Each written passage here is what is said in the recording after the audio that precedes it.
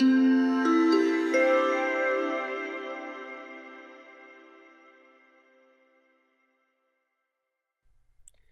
this video, I'm going to show you how to set up a client account in Iris Insight and how to link it to their KashFlow bookkeeping software. Once in Iris Insight, the first thing you need to check is that the settings between KashFlow Connect and Iris Insight have been set up correctly. To do this, click on the Settings tab at the top of the page. Once in the Settings menu, just click on the Iris KashFlow settings. In here, all you need to do is enter the username and password for your KashFlow Connect login. Once that's been entered, just click the Connect button on the right hand side and you'll get a message that will display that it's now connected to your KashFlow Connect platform. Once you've entered that information, it will take you back to the Clients tab and it will give you the option to create your first client. To do this, just click the Add New Client button. All you need to enter here is the business name, the location, which will default to the United Kingdom, and the business sector which this business is in. Once you've entered that information, just hit the Save button on the right hand side. Once you've clicked on that, you will have the option to assign users. As the system admin, you will have automatic access to this client's account. For any additional users within the practice who need access, just click on their name. Once you've done that, just hit the Save option. That will now bring you back to the clients page and you will see the client's account has now been created. Once in this list, you'll have an option to set up their integrations. To do this, just click the Edit button. Once in here, you'll have the option to link Iris Insight to their KashFlow account and also to Iris OpenSpace. To do this, for OpenSpace, just click the drop-down box and select the account. And to link it to their KashFlow account, just click the drop-down box and you will see a list of all of your KashFlow Connect KashFlow clients has been pulled through directly into Iris Insight. I'm now going to select Always IT and then select Link. We'll now get a message to say that Always IT has been linked in to KashFlow. Just click the OK button and then click the Cancel button on the right hand side. We will now see that the KashFlow link has actually gone bold and now we know that that's now integrated. Now we continue with setup for this account, we just click on the client name. Within here, we can select users that are going to be using the system. By default, again, it will have the email address for system admin. We can add additional users if we wish to, and when we add an additional user, we just need to hit the Next button after that. Once we hit Next, it will take us through to our payment terms. When we go through to the payment terms, by default, we have 30 days. These can be changed when you actually import the data into Iris Insight, but you can set up the defaults here if you wish to. I'm going to change this to 7 days for my customers and 28 days for my suppliers. Once I've entered that information, all I do is hit the Next button. I can now start entering their VAT information. If they're not VAT registered, then just leave it on the default. But if they are, just click on the Registered button and you'll have the option to enter their VAT information. So we can enter the frequency, whether it be quarterly or monthly reporting, their VAT period end dates, we can select on here as well, and also which VAT scheme they use, standard, cash, flat rate or cash-based flat rate schemes. If you need to add in any other VAT rates, just click on the Add Tax Rate button and you'll have the option to add in information in here. Once you've filled this in and go to the next screen, it will take you through to staffing.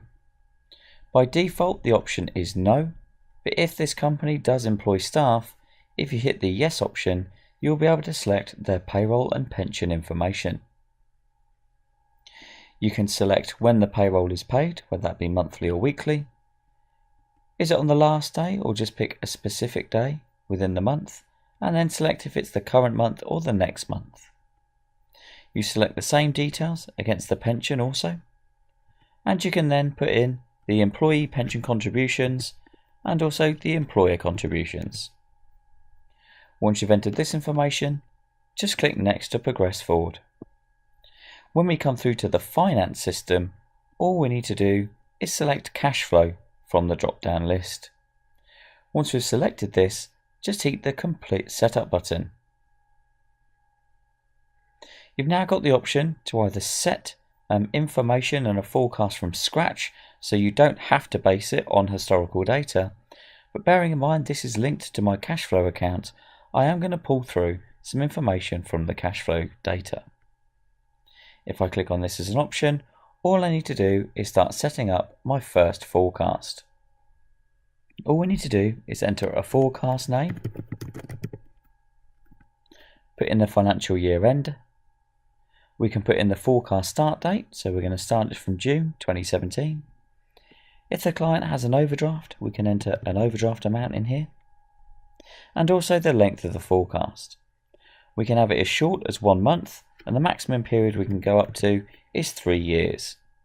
I'm going to set this as a 2-year forecast, and then just hit Next. When it goes through to the KashFlow tab, it will automatically start copying information from KashFlow. If the account was not linked to KashFlow Connect, you would have to then enter the end user's username and password into here, the linked two together, but because you are the administrator for KashFlow Connect and you've entered your details, you will not have to remember your client's login details at any point during this process. We've now got a message here to say it's imported our KashFlow data. At this point, I can just use the default mapping, or I can review the mapping if I wish to. I'm going to review the mapping at this point. We can see here that it's already mapped all of the KashFlow account codes to the relevant codes in Iris Insight.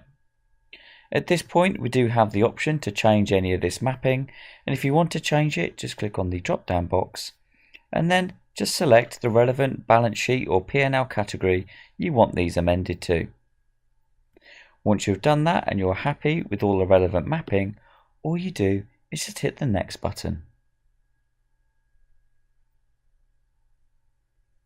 It's now starting creating the categories within Iris Insight.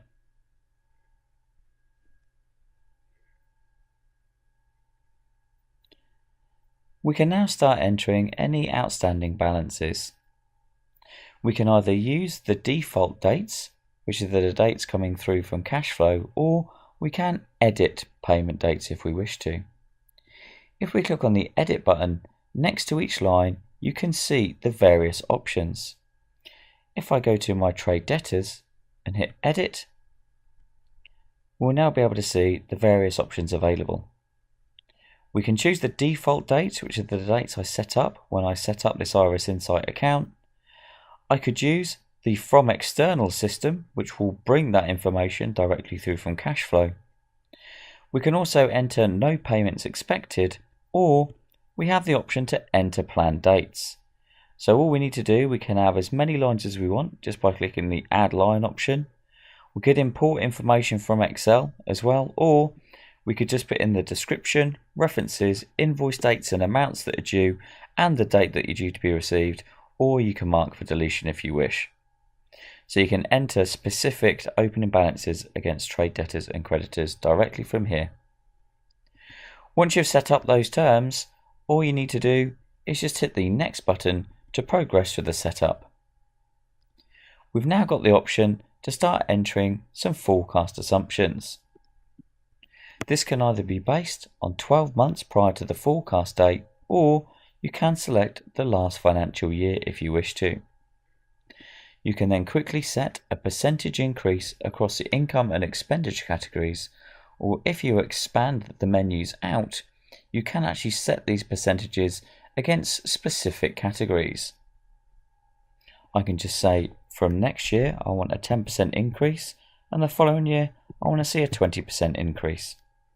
We can then go through the other categories and do some specific increases from here. If we go down to expenditure, we can also just open up these menus again, and we can just set up any forecast assumptions from here.